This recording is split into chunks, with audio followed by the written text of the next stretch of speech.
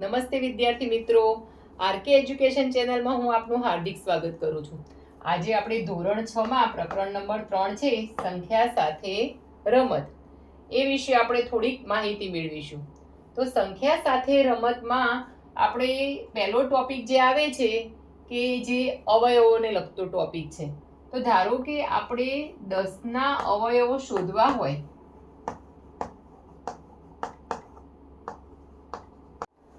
10 ના અવયવો શોધો તો 10 ને આપણે 1 વડે પહેલા ભાગીશું. જો છેલ્લે 0 આવે તો એનો મતલબ કે એ 10 નો અવયવ છે. જેમ કે 10 ભાગ્યા 1, 1 એકા 1, 1 માંથી 1 જાય એટલે 0, ઉપરથી ઉતારીએ 0 પર આવશે 0. અહીં નિશેષ આવે છે, એનો મતલબ એ કે 10 ના અવયવોમાં આપણે 1 નો સમાવેશ થાય છે. હવે 10 ભાગ્યા 2, 2 પંચા 10, 0 0. એનો અર્થ એ કે 10 ના અવયવોમાં 2 નો સમાવેશ પણ થાય છે. વિદ્યાર્થી મિત્રો, આમાં તમે ઘડિયો પણ બોલી શકો છો કે જે ઘડિયામાં 10 આવે છે એ 10 નો અવયવ થશે. 1 ના ઘડિયામાં 10 આવે, 2 માં આવે. હવે 3 નો ઘડિયો બોલશો કે 3 એકા 3, 3 દુ 6, 3 તરી 9 અને 3 ચોક 12. તો એ વધી જાય છે એટલે 3 એ 10 નો અવયવ થશે નહીં. આ રીતે આપણે 4 નો ઘડિયો બોલીશું. 4 એકા 4, 4 દુ 8 અને 4 તરી 12. તો 8 અને 12 વચ્ચે 10 આવતા નથી એટલે 4 પણ 10 નો અવયવ થશે નહીં. હવે આપણે 5 નો ઘડિયો બોલીએ. 5 એકા 5, 5 દુ 10. તો 10, 5 એ 10 નો અવયવ થશે. 6 ના ઘડિયામાં 10 નહીં આવે, 7 ના ઘડિયામાં 10 નહીં આવે, 8 ના ઘડિયામાં પણ નહીં આવે અને 9 ના ઘડિયામાં પણ નહીં આવે. જ્યારે 10 નો ઘડિયો બોલીશું એમાં 10 આવશે કે 10 એકા 10.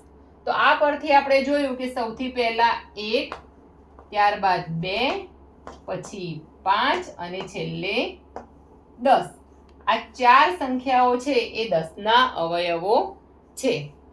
તો 10 ના અવયવો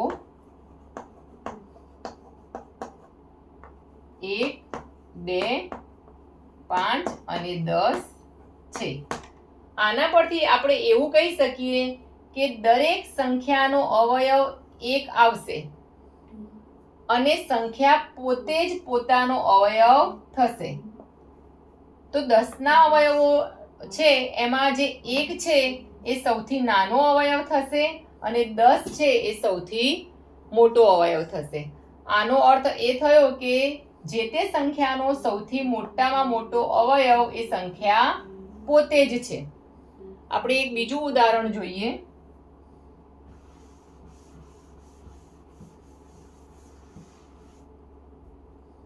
અહીં છે 6 ના અવયવો શોધો. તો 6 એ કયા ઘડિયામાં આવશે? તો 1 6 6, પછી 2 તરી 6, 3 દુ 6, 4 ના ઘડિયામાં આવશે નહીં, 5 ના ઘડિયામાં પણ નહીં આવે અને 6 એકા 6. તો વિદ્યાર્થી મિત્રો, એ 6 ના અવયવો થયા 1, 2, 3 અને 6, જેમાં 1 એ 6 નો સૌથી નાનામાં નાનો અવયવ છે, જ્યારે 6 એ પોતે સૌથી મોટામાં મોટો અવયવ છે.